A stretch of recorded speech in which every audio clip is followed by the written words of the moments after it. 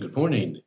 This is John from the Springs Mennonite Church, and I'm happy to be here with you here in the middle of this week talking about Ephesians. I have a couple more days to say a few more thoughts. But today I want to focus on two verses in the fourth chapter, beginning with verse 21. Actually, it's three verses. It says this, since you have heard about Jesus and have learned the truth that comes from him,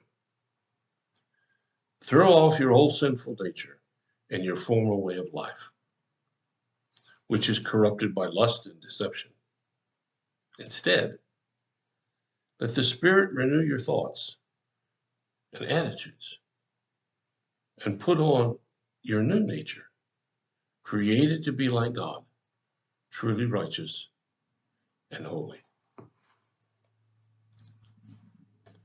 Jesus here, Paul explains what the new birth is all about. And perhaps you've heard that. You must be born again to enter the kingdom of heaven.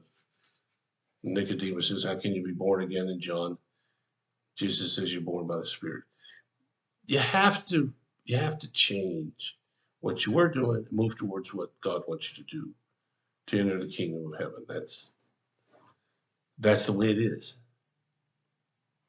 And so Paul is writing here to people who have done that, who have asked the Lord to come and live and work in their lives. And I hope I'm describing you when I talk about that. If I haven't, or you haven't, well then okay, you can. I mean, it's really a lot simpler than some people make it. But then Paul says, since you've done that, you've heard about Jesus, and you've learned the truth of what he says. Since then, throw off your old sinful nature. Now, what he means is put away the ways you did things before you met Jesus. And that's kind of hard to do, particularly depending on the age that you decided to invite him into your life, because you and I, we get comfortable with ourselves. We like what we like, and we spend a long time getting that way. If you're over 20, you spend a lot of years becoming you. And some of you may not be what God wants. Now, I'm not pointing any fingers, certainly not going to try to judge anybody. Just invite you to look at your own life and say, what part of your life really reflects the goodness and the grace of God, and what part doesn't? You'll know that. You don't have to think very hard. If most of yours doesn't, well, then you really got a chance to do something different. But it says, throw off your old sinful nature and your former way of life, which is corrupted by lust and deception. Now that may sound a little harsh, but lust is simply wanting what you want when you want it. If there's a plate full of cookies and you want all of this kind, you want them. That's lust. It's not necessarily a sexual thing. If you can't find ways to let someone else have instead of you, then that's lust. And maybe, perhaps, some of us are quite lustful. But Paul says, put it away. How do you put it away? Well, might take a lot of work.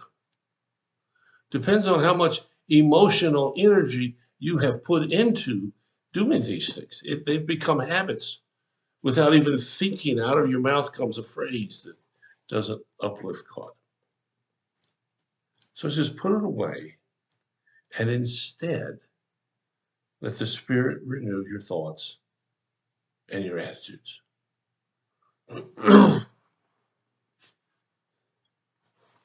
I don't quite know how to say this the way I want to say it. But our thoughts and attitudes are supposed to reflect God's thoughts and attitudes. And when they don't, the scriptures are clear, including here, that we have to take our thoughts and attitudes and shove them aside and replace them with God's. Now, it is hard figuring out when what I want isn't what God wants. Sometimes it's real simple, but sometimes it's hard. But Paul's telling us we need to do that. We need to put on this life that God wants instead of the one that we've had. And if we've invited the Lord into our lives, and that's what we've wanted for a lot of years, there probably still are parts of our life that aren't pleasing to God. Now, this isn't a condemnation passage. This isn't a you better do it my way or else kind of a passage. There are those in the Bible, but this isn't one of them. This is an encouragement passage. It's an encouragement passage so that you can live a different way. The last part of this says, put on your new nature, created to be like God, truly righteous and holy. If you could conjure up the biggest picture of what a righteous person would be like, then you're on the way to understanding what God wants from you.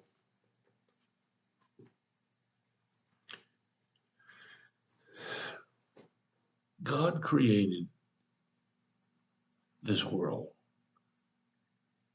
and all that's in it to fellowship with Him.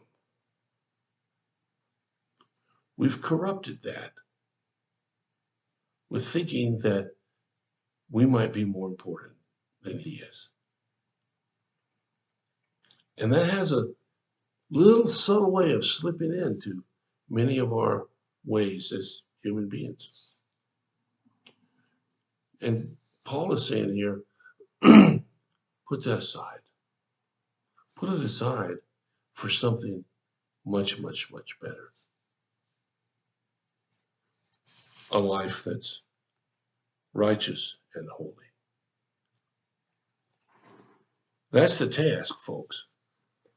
That's the call. That's the journey.